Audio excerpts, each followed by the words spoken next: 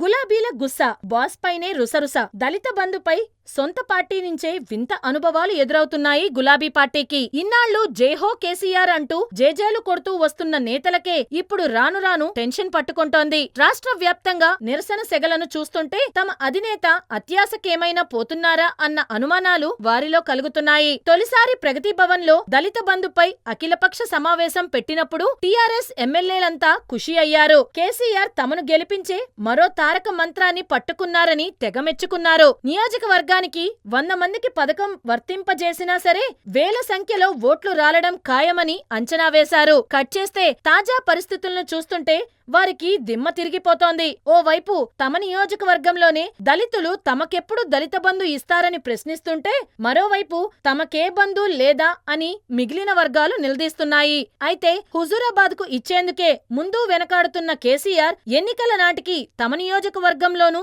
దళిత బంధు ఇవ్వగలరా? ఇస్తే ఎంతమందికిస్తారు? పరిమిత సంఖ్యలో ఇస్తే మిగిలిన కుటుంబాలు ఎలా ఓట్లు వేస్తాయి?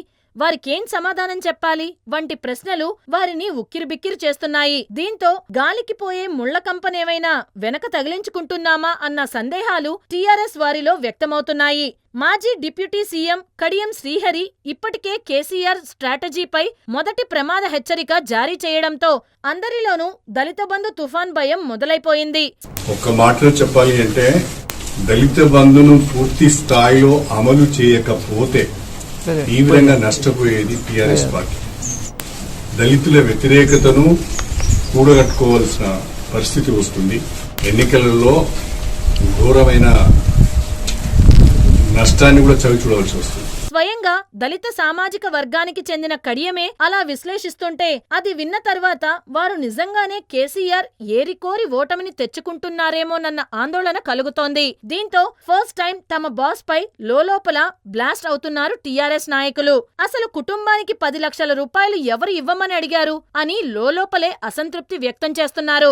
ఒకేసారి 10 లక్షల రూపాయలు కాకుండా రైతు బంధులాగా విడతల వారీగా 1,00,000 రూపాయలో 2 లక్షల రూపాయలో ఇస్తే బాగుండేదని, అప్పుడు ఒకేసారి రాష్ట్ర వ్యాప్తంగా అమలు చేసిన సమస్య ఉండేది కాదని చెప్పుకుంటున్నారు. అలా 2-3 విడతలు ఇచ్చి మరోసారి ముందస్తు ఎన్నికలకు పోయినా విజయం ఖాయంగా ఉండేదని, కానీ అలా కాకుండా ఒకేసారి 10 లక్షల రూపాయలు ఇస్తామని ప్రకటించి కేసీఆర్ గులాబీ పార్టీకి తానే స్వయంగా గొయ్యి తవ్వారేమోనని దిగులు పడుతున్నారు. ఒక్క హుజూరాబాద్ ఉప ఎన్నిక కోసం 118 మంది టీఆర్ఎస్ ఎమ్మెల్యేల గెలుపు అవకాశాలను కేసీఆర్ దెబ్బతీస్తున్నారేమోనని ఎవరికి వారు బావురుమంటున్నారు.